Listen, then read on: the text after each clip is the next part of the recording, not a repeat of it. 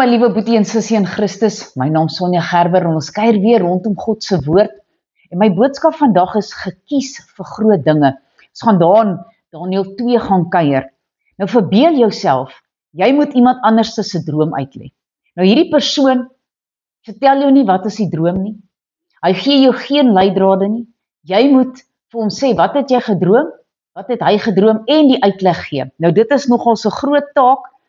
Nou inderdaad sal ek sê, was dit 'n groot uitdaging geweest vir die Chaldeërs en die wyse manne, maar vir Daniël, wat die Here geken het en geweet het wie God is, was dit geen uitdaging nie. Toe Nebukadneser besluit het om al die wyse manne dood te maak, omdat hulle nie sy droom kon uitlê nie, het Daniël en sy vriende tot aksie toe oorgegaan. Met 'n lewe of dood sperdatum het hulle die enigste ding gedoen wat hulle kon. Hulle het hulle tot God gewend en gebid vir 'n antwoord. Hoewel Daniël baie omtrent die Babyloniese taal en die letterkunde in hulle politiek geleer het, gedurende sy gevangenskap daar, het hy iets meer nodig gehad as menslike wysheid. Hy het barmhartigheid nodig gehad van die God van die hemel.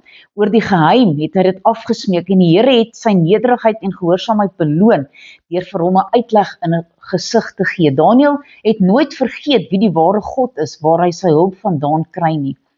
En hy het dit deur gebede aan God dan na die koning toe gegaan en dan vir hom die uitleg gegee, want die Here het dit vir hom in 'n naggesig gegee. Maar Daniël het nie alleen gebid nie. Hy en sy 3 vriende het dit saam afgesmeek van die Here. Maar kom ons lees hier uit Daniël 2 vanaf vers 17. Toe gaan Daniël na sy huis en hy maak Hananja, Mishael en Asaria sy metgeselle hierdie saak bekend. En dat hulle barmhartigheid van God van die hemel moes afsmeek oor hierdie geheim, sodat hulle Daniël sy metgeselle saam met die oorige wyse manne van Babel nie sou ombring nie. Daarop is in 'n naggesig die geheim aan Daniël geopenbaar. Toe het Daniël die God van die hemel geloof. Daniël het toe gespreek en gesê, mag die naam van God geprys word van ewigheid tot ewigheid, want die wysheid en die krag is syne. Hy tog verander die tye en die geleenthede. Hy sit konings af en hy stel konings aan. Hy verleen wysheid aan die wyse manne en kennis aan die wat insig het. Hy openbaar ondeurgrondelike en verborgde dinge. Hy weet wat in die duister is en die lig woon by hom. U God van my vaders, loof en prys ek, want u het my wysheid en krag verleen. En nou het u my bekend gemaak wat ons van u afgesmeek het, want die saak van die koning het u aan ons bekend gemaak. En as ons nou daar na Romeine 8 vanaf vers 28 gaan lees, en ons weet dat hulle wat God liefhet, alles ten goeie laat meewerk vir hulle wat na sy voorneme geroep is, want die wat hy van tevore geken het, die het hy ook van tevore verordineer, om gelykvormig te wees aan die beeld van sy seun, sodat hy die eerstgeborene kan wees onder baie broeders.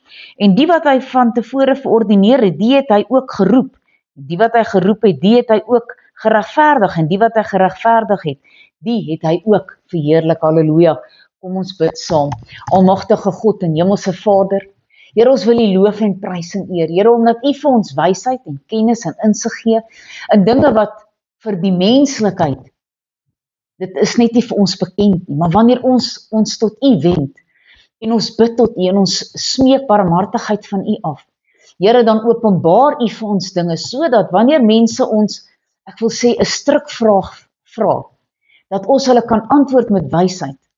Dankie Here dat U vir ons die wysheid, die kennis en die insig gee, omdat ons tot U in gebed nader. Here, ons wil U net loof en prys en eer. Here, soos wat Daniël gedoen het, in die tyd toe hy in gevangenskap was, ja, en soms is ons in moeilike situasies waarvan ons nie hou nie, en ons wil nie daar wees nie, maar nogtans verleen U aan ons guns, by die mense en by U. Here, U is 'n barmhartige God, en ons wil U net loof en prys en eer. Halleluja, amen en amen.